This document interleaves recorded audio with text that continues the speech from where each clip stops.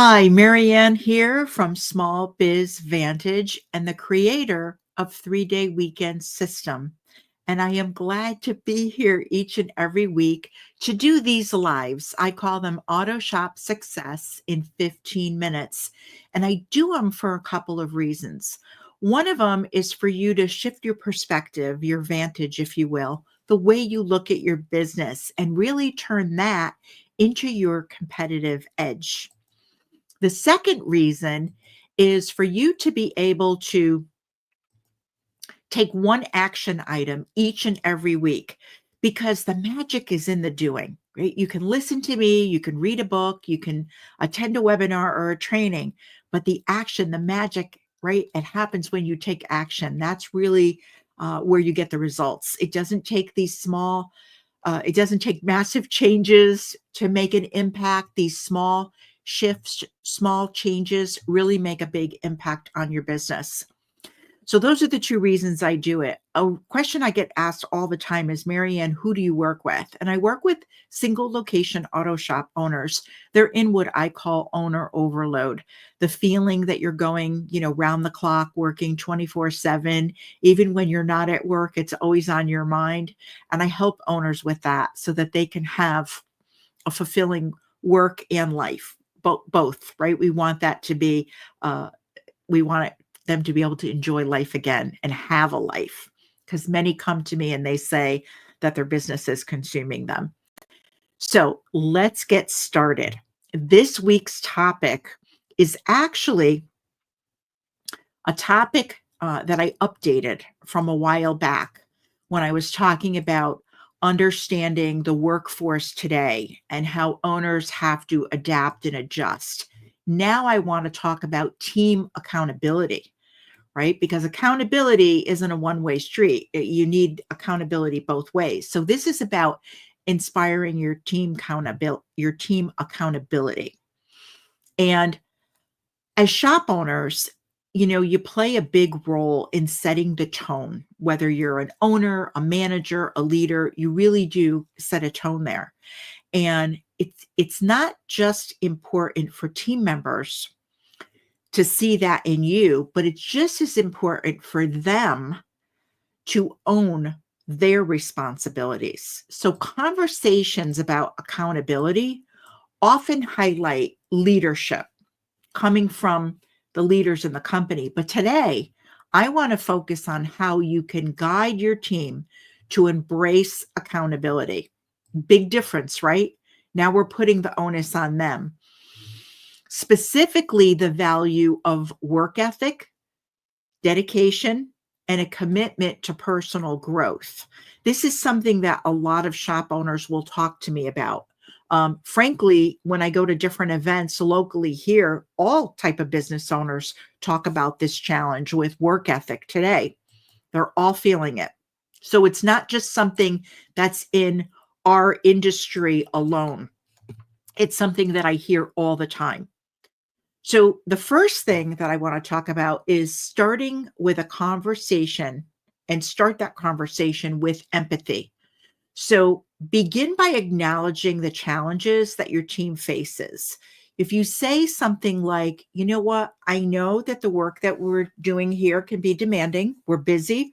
We're fortunate to be busy. And I appreciate everything that you bring to the table. But I really want to have a conversation about how we can grow together and take our skills to the next level. Something to that effect in your own words, but just you get the idea. This really is setting a collaborative tone. That's what you're doing. This really ensures that this discussion that you're having feels supportive, not confrontational, because conversations around accountability can feel confrontational to people. They really can. And then people back away. So the next part of this is highlight the importance of accountability and explain why accountability matters, both for the individual team members and the shop as a whole. For example, accountability is not just about us meeting customer expectations or shop goals. It's about building trust, developing your skills, and opening doors for growth. So the idea here is that when everyone takes ownership of their role, we all succeed. So it doesn't have to be, a big lengthy talk. Include them and understand where they're coming from, that they have to own their role, they have to take responsibility. So discuss the 5 steps to building accountability and work ethic. Walk through these practical steps with your team and give examples that will show up in your shop and invite feedback. Remember that vehicle, remember that situation that we had, XYZ kind of vehicle or customer, whatever it is, and get them talking. So I'm going to go over these 5 steps with you. The first one is take ownership of your role. That's what you want them to do. Share with them. Your work reflects your character and your commitment. So showing up on time, being prepared, organized, and delivering your best every day, it builds trust and reliability. So now the team, the shop, everyone trusts you and they consider you to be reliable. That's something they can control. Number 2 is embrace the process of learning. Say to them, growth can be uncomfortable and mistakes will happen. What matters is that you learn from these mistakes and how you use the knowledge to improve. We don't want people to make the same mistakes over and over again. We want them to learn from them and we want them to improve. And that's something that's measurable. Number 3 is practice patience with progress. So encourage them that mastery takes time. To become a specialist in whatever part of the industry you're in, whatever kind of shop you have, for them to really be getting to that level of mastery, it takes time. So the effort you put in daily builds the foundation for long-term success. Remind them that every expert started as a beginner. They all had their first day. Number 4, be solution oriented. Suggest when you encounter problems, ask yourself, what can I do to help solve this? Do they need research? Do they need to go and ask someone? What is it that they need to do? What are the steps that they can take? Being proactive shows leadership and initiative. So saying something to them like, we have online resources and top talent here for advice, and give them your path, your process for when they're stuck or when they run into a problem, where they go, what are the steps to getting advice, help, or doing some research. And number 5, set and strive for personal goals. So you want to inspire them. You want to say to someone, think about what you want to achieve in your role.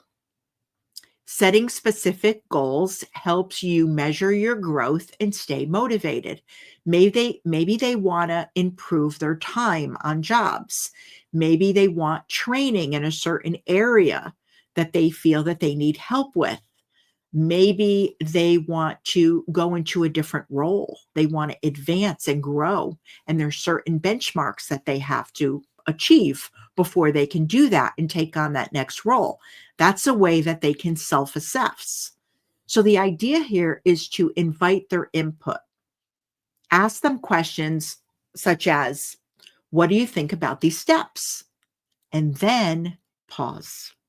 Give them a chance to think about it. Give them a chance to respond. Another thing that you could say is, are there areas where you'd like more support or guidance? Because maybe some of those they're going to struggle with more than others. So inviting their input creates alignment, and it shows that you value their perspective, because everyone wants to feel valued and appreciated. So they learn that they matter. So what we need to do is commit to mutual accountability. That's really important to do that. And the way that we do this is close the conversation by emphasizing shared responsibility. Accountability goes both ways. That's something that you can say to them. I'm committed to providing the tools, the training, and the support that you need to succeed. In return, I'm asking you to commit to these steps and take ownership of your growth. So now they're accountable for their growth as a technician, as a service advisor, whatever role they're in, customer service, they're taking accountability for it. They're responsible for it. Now, this sounds all great, but what happens when people don't do this, right? What happens when they don't heed your advice? So we have to think about addressing team members who resist accountability. So despite your best efforts, there may be team members who aren't aligned with the values of accountability. It happens.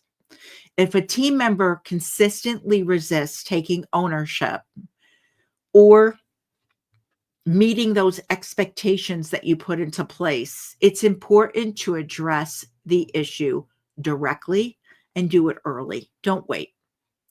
You can say something like, I've noticed some challenges in meeting the steps that we discussed, and I want to understand what's holding you back.